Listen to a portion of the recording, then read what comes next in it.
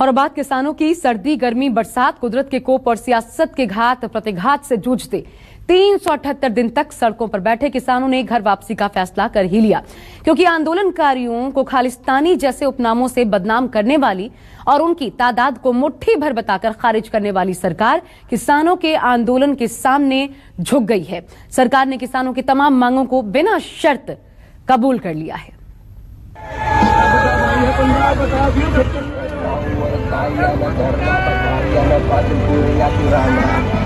देश का सबसे लंबा संघर्ष स्थगित हो गया है। दुनिया का सबसे बड़ा किसान आंदोलन थम गया है। सरकार ने औपचारिक तौर पर किसानों की तमाम मांगे मान ली हैं। संयुक्त किसान मोर्चा ने साल भर से दिल्ली की सरहदों पर बैठे किसानों की घर वापसी का ऐलान कर दिया है। और आज एक बड़ी जीत लेके जा रहे हैं। एक अहंकारी डिक्टेटर टाइप सरकार को झुका के हम यहाँ से जा रहे हैं और ये मोर्चे का अंत नहीं है। आज ये सिर्फ सस्पेंड किया है आगे की लड़ाई के लिए और ये तय किया है कि हम फिर बैठेंगे 15 जनवरी को समीक्षा करेंगे जो इस आंदोलन में हमने पाया और आगे की रणनीति क्या होगी। इस पे 15 जनवरी को संयुक्त किसान मोर्चा की एक फिर मीटिंग होगी। सिंगू, टिकरी, गाजीपुर, दिल्ली की सरहदों पर बैठे किसानों ने सत्ता की साजिशें झेली। मौसम की मार सही, कपकपाती ठंड, चिलचिलाती धूप या फिर मूसलाधार बारिश। धरती पर बैठे किसानों ने आसमान को छत बना रखा था। कैलेंडर में तारीखें बदलती रहीं, महीने और साल भी बदले, लेकिन किसानों का हौसला नहीं टूटा। सड़कों पर कीलें ठोकी गई, जहरीले बयानों की बौछार हुई, खालिस्तानी तक के खिताब दिए गए, लेकिन आंदोलनकारियों का हौसला नहीं टूटा। संघर्ष का इरादा और मजबूत होता रहा। सीने में सैकड़ों गम समेत किसान हक की आवाज बुलंद करते रहे। नफरत के जहर को प्यार के प्याले से नाकाम करते रहे। ये किसान आंदोलन आजादी का बाद हिंदुस्तान के सबसे बड़ा जनवादी आंदोलन है।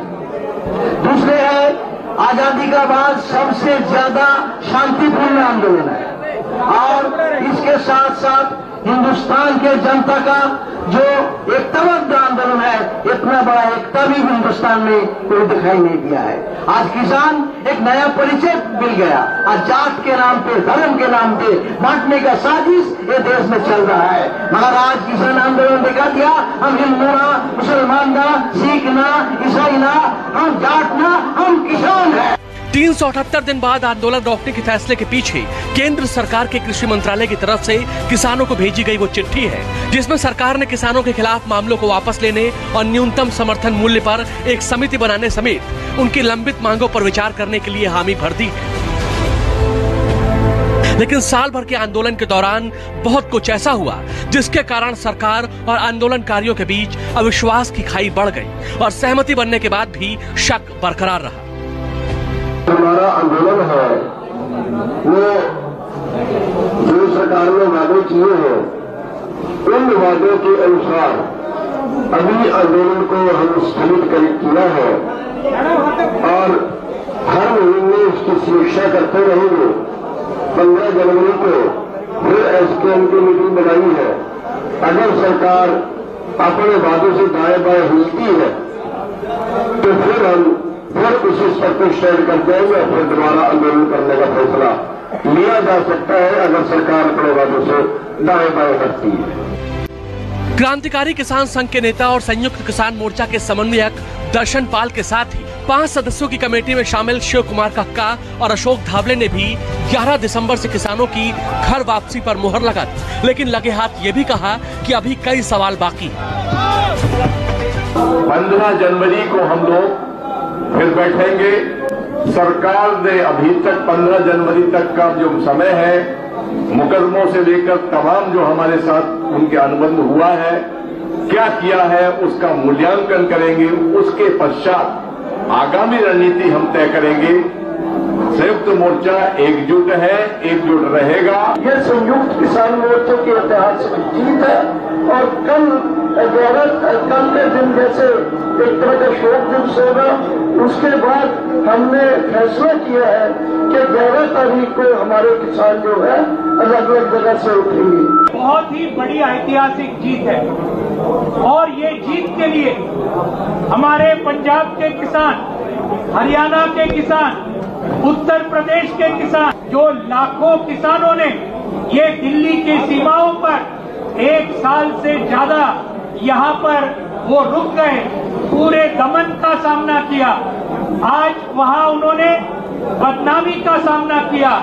ये पूरे हमारे ठंड का, उसके साथ गर्मी का, बारिश का, कोरोना का भी सामना करके 1 साल तक रहे, उन्हें पूरी तरीके से बधाई देने चाहिए।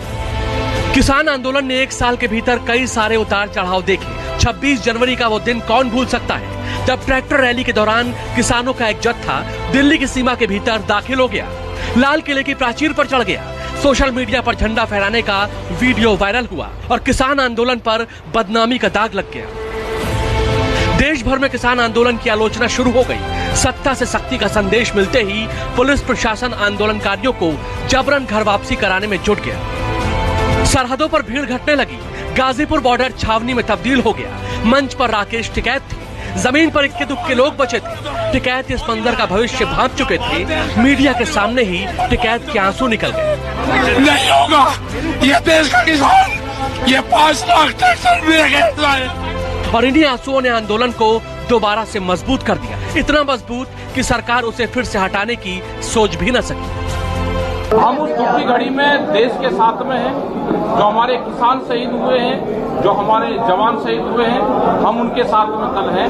और परसों से 11 तारीख से हम इस विजय के साथ में अपने गांव को जाना शुरू होंगे। हमारे हजारों साथियों पे केस है तमाम राज्यों।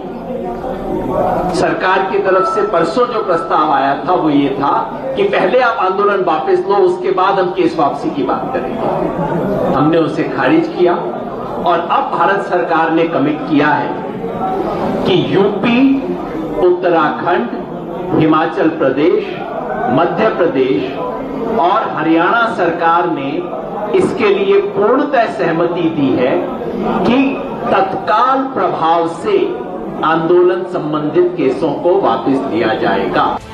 बेशक सरकार आंदोलन की ताकत के आगे झुकने को मजबूर हो गई। चाहे 3 कृषि कानूनों की वापसी हो या फिर तमाम दूसरी मांगे, सरकार ने किसी भी मांग को खारिज नहीं किया। कुछ पर तुरंत एक्शन शुरू हो गया तो कुछ बातचीत के जरिए हल की तरफ बढ़ चला है। लेकिन दिलचस्प बात यह है कि सरकार ने भी अपनी रणनीति के तहत साध लिया है, क्योंकि 3 महीने की जो मोहलत एमएसपी की कमेटी को मिलनी है, तब तक 5 राज्यों के विधानसभा के चुनाव निकल जाएंगे और वोट की चोट वाले नारे की धार कमजोर पड़ जाएगी। Bureau report, news 24।